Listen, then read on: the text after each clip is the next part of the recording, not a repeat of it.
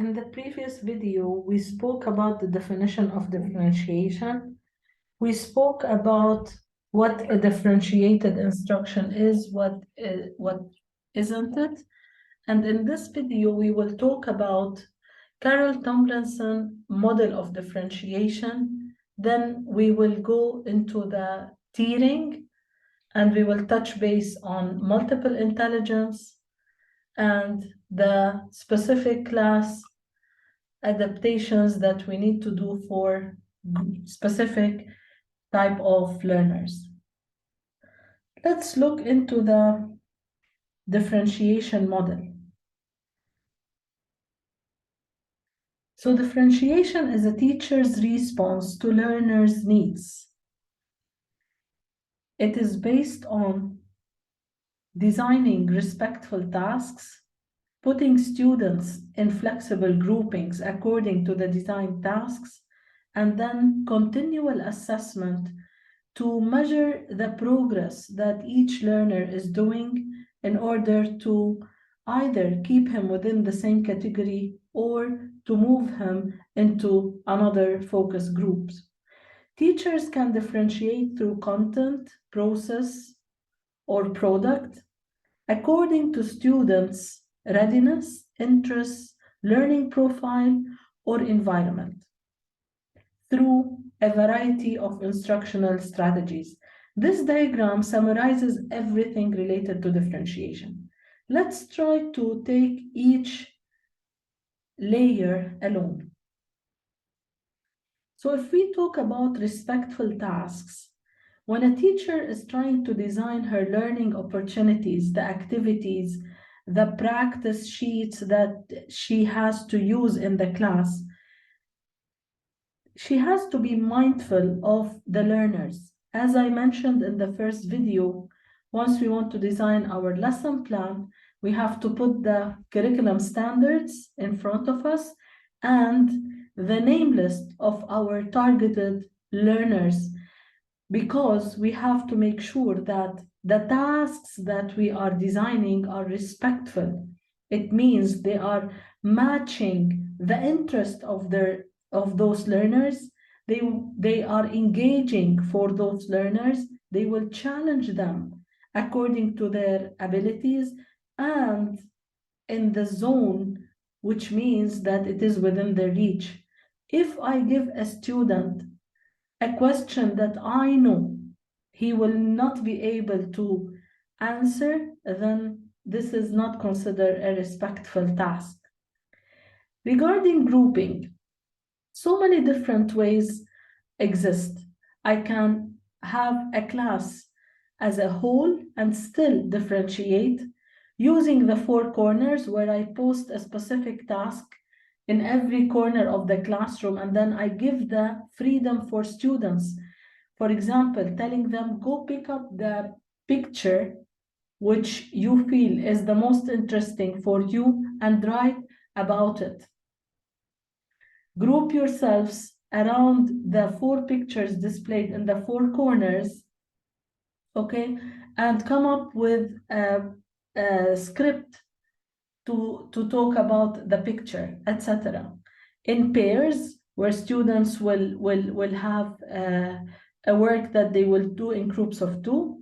Jigsaw, independent study, small groups, homogeneous, heterogeneous, think, pad, brainstorm, think, write, pair, share. So different groups exist for the students to use when they are learning. The question that teachers ask most of the time, how can I know what is the most suitable grouping for the standard and the activity? It all depends on the content of the activity, on the content of the learning opportunity designed. There is no right or wrong.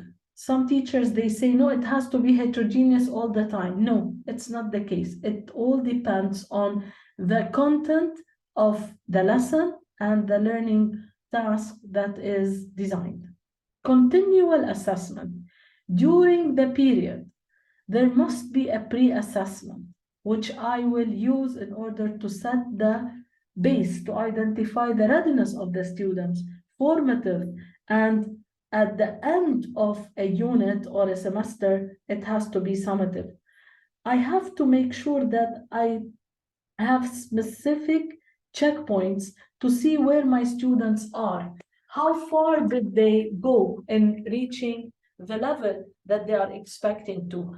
Because if I do not assess in a continual manner, I will not be able to intervene, and then it will be too late to catch up or to support students if it is only a summative dependent on end of semester.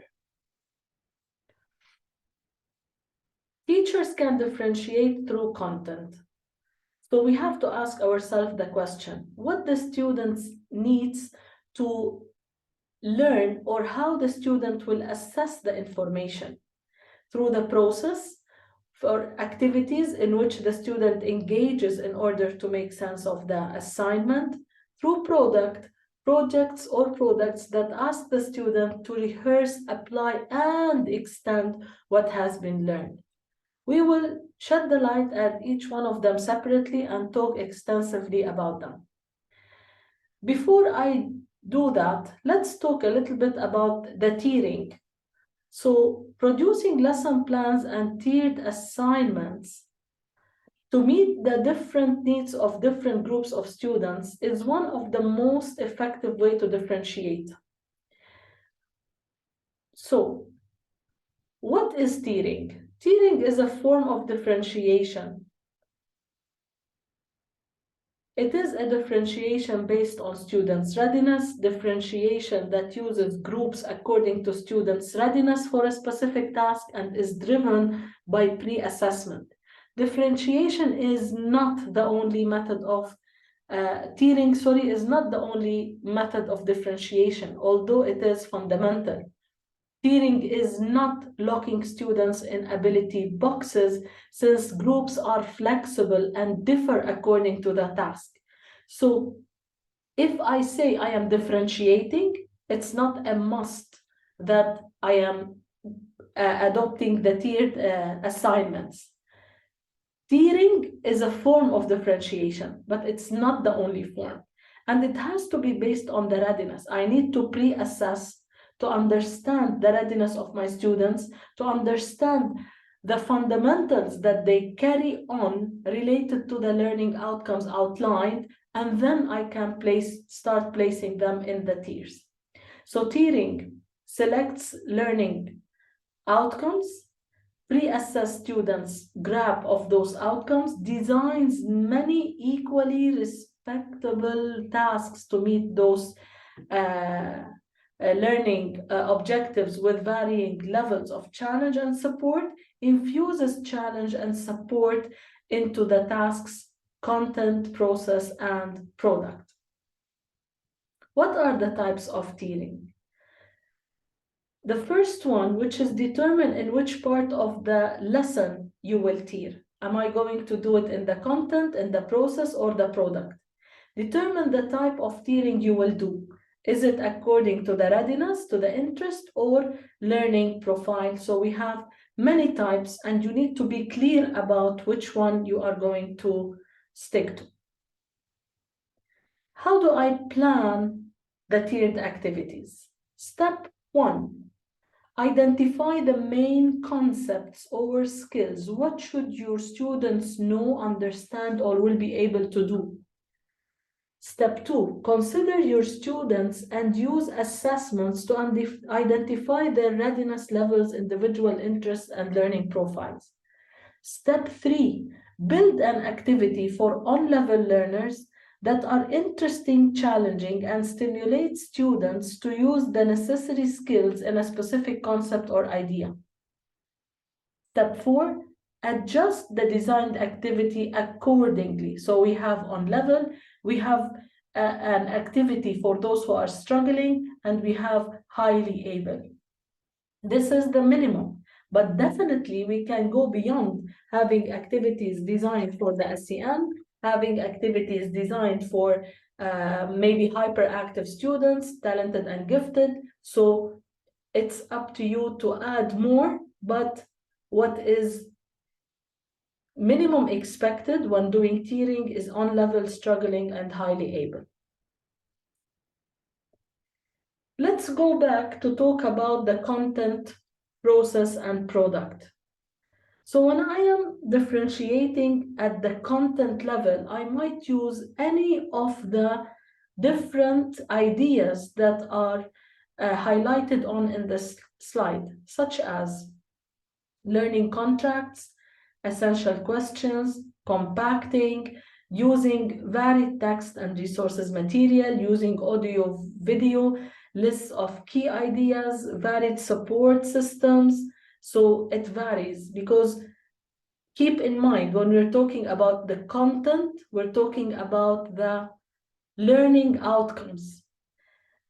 To highlight on learning contracts, those are some samples that you can use inside the class, which will allow the student to have a customization or a differentiated work inside the class. So my question or topic is to find out my question or topic. I will read, I will look at and listen, I will write, I will draw. It's a contract that he will sign, and then you can achieve his success upon completion. This is usually used for elementary, middle, and this is another sample where it is used for high school, and it might involve different complex performance-based tasks appropriate to the age group.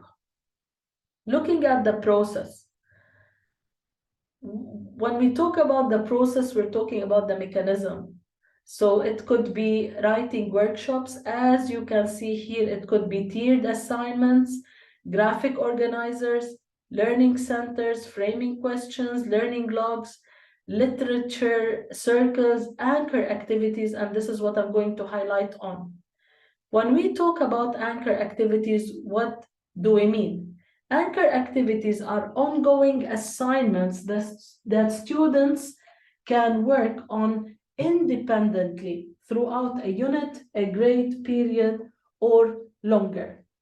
The symbol of the anchor reminds us of its importance when it comes to sailing and the boats. The anchor's job is to keep the boat in a balanced situation.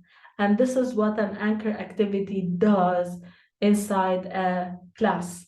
So we are planning, our students, and more or less we are designing the plan, taking into consideration their abilities, their interests, their style of learning, but sometimes we have surprises.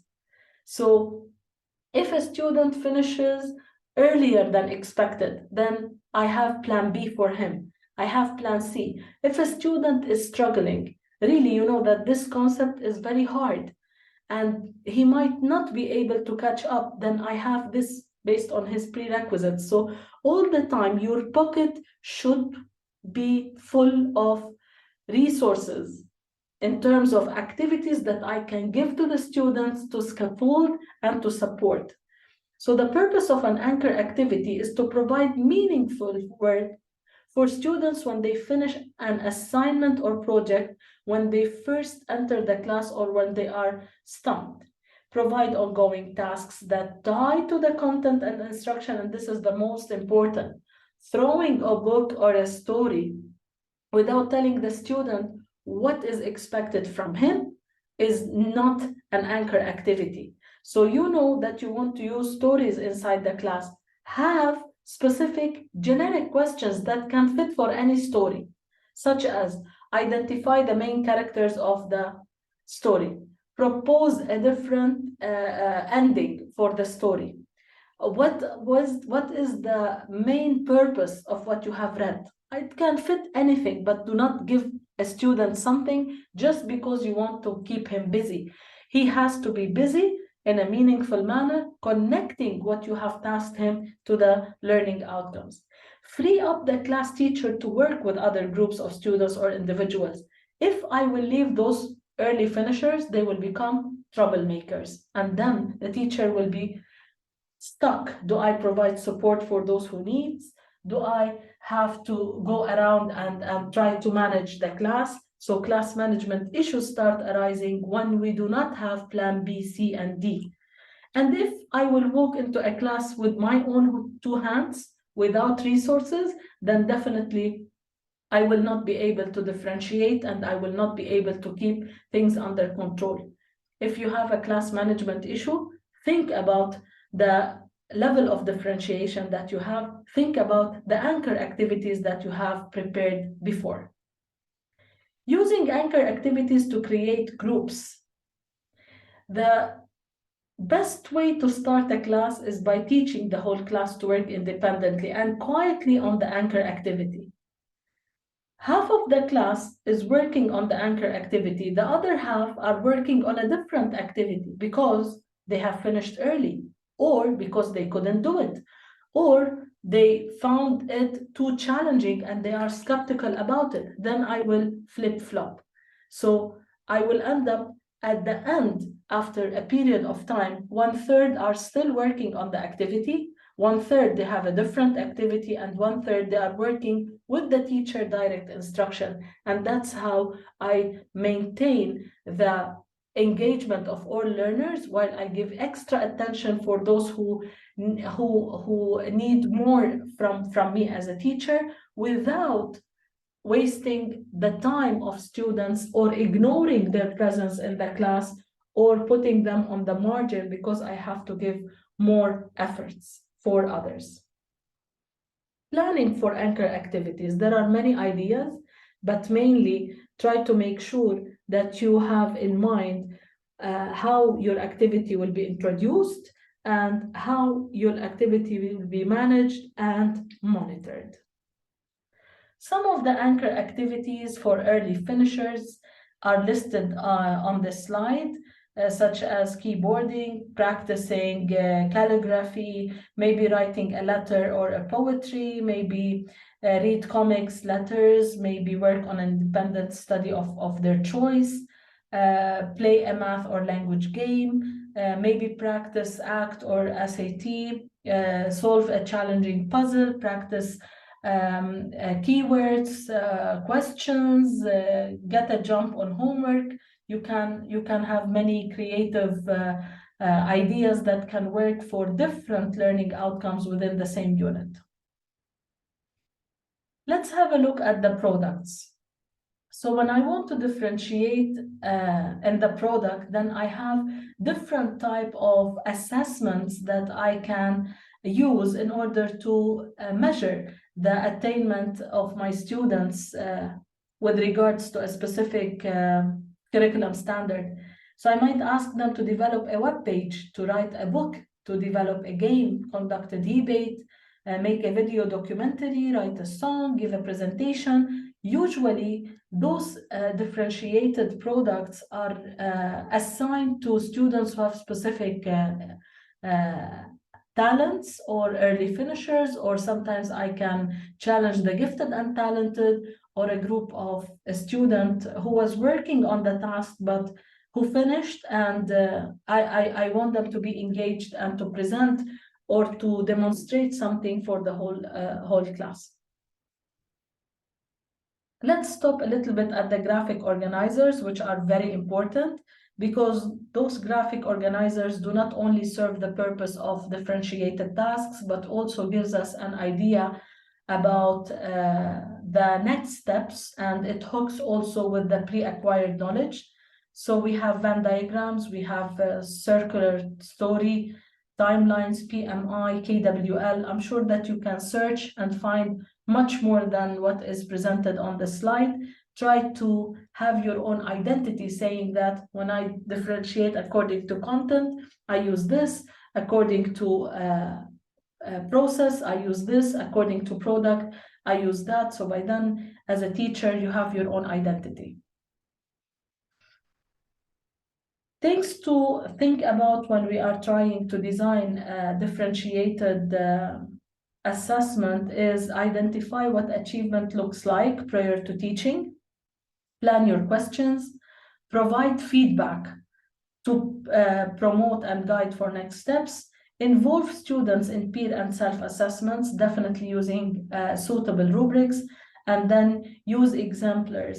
So by then the success criteria is outlined and it's clear for everyone. Last but not least, adjust teaching based on assessment evidence.